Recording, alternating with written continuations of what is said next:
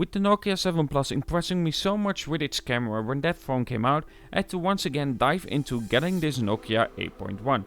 While the naming is weird with Nokia at the moment because the .1 is always the follow-up to the number before it, this seems to be more of a follow-up to the Nokia 7 Plus than the Nokia 8 for instance. Anyway, let's look at this phone and the results that we can get out of a phone that is just below 400 euros.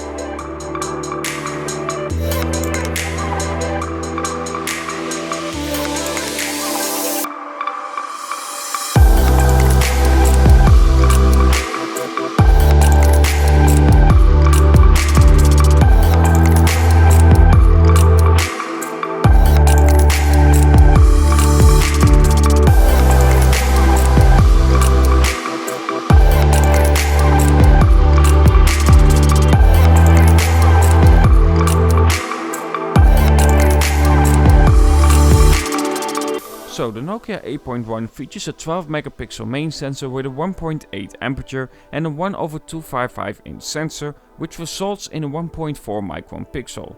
Next to that we of course have the famous zeiss optics. And looking at those numbers, it's good for a phone, with many high-end phones having similar specs to it. And then the second sensor, there isn't much known about it, but it is a 30 megapixel sensor that allows depth to be captured. And yes, this also works on objects and not just humans, which a lot of mid-range phones can do. And in terms of video, it can record up to 4K and 30 frames per second, featuring electrical image stabilization and optical image stabilization. So, let's start with this, shall we? And to start off, we are at the city of Arnhem taking several images.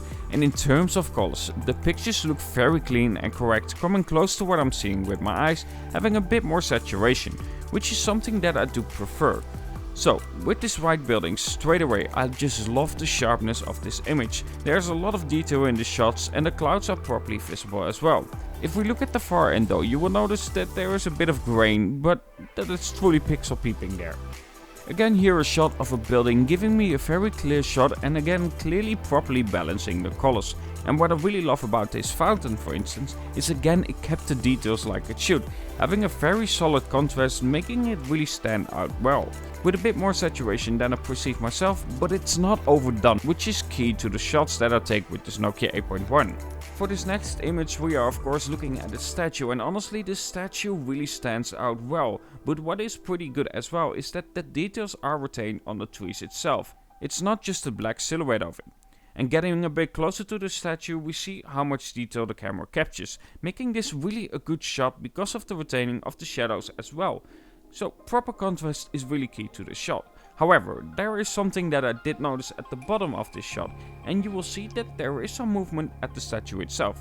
And then we have a bit more difficult shots to test the dynamic range as well. While overall it does pretty well with it clearly and properly showing the clouds, it is a bit of a darker image. Sure, some of it's down to the weather itself, but you do lose some details because of it with both of these images. But honestly, in normal daylight the shots look really clean, we get a lot of detail for the price and the colors are really well done, making this again truly something that I like, just like the Nokia 7 Plus. And with a bit less light you shouldn't be worried either. In this train station and garage the light isn't optimal, but shots that I can make there are truly looking good. And for instance this shot again shows how the dynamic range is actually pretty good, still showing the clouds even though the focus point is the structure itself. And then we hop into video recording in 1080p and 30 frames per second. The stability is crazy good, making this video really smooth and the best ahead around this price by a long shot. Now in 4K you will lose some of that stability with it clearly having more movement, but it's still pretty good around this price. And then we move to less optimal settings, and this is where I'm really impressed with the camera. I have more phones around this price where in low light it just didn't perform that well. This includes the LG G7 ThinQ, but the Nokia 8.1 holds its own really well, giving me a lot of details, not that much grain, and again really good colors coming close to what I'm seeing. If there is however something where it does hurt in low light, it is the signs, which is not properly handling the light sources of those signs, which is something you can see in several shots. But still, in low light, this one stands out high above other phones that I have used around this price, and that includes the Mate 20 Lite, the P20 Lite, the LG G7 ThinQ, the Moto G6 Plus, the Xiaomi Mi 8 SE, and so on. And then we move into video recording in low light. Now this is where you will notice more grain. It just can't handle the little light that we have here. But what I also noticed that in full HD there is also jitter to the shot, which is something you can see at the light post, clearly showing that jitter. So in low light video recording it just doesn't stand out that much. It performs decent, but it's nothing to be really impressed by. So after throwing different situations at it for myself, this is yet again a stellar job from Nokia. I simply love how they handle colors and how it does really again shoot above its price in terms of camera. It's just simply much better than some mid-range phones I previously used. If there is something, like I said, where they can improve in low light, it is those signs and of course the jitter and grain in low light video.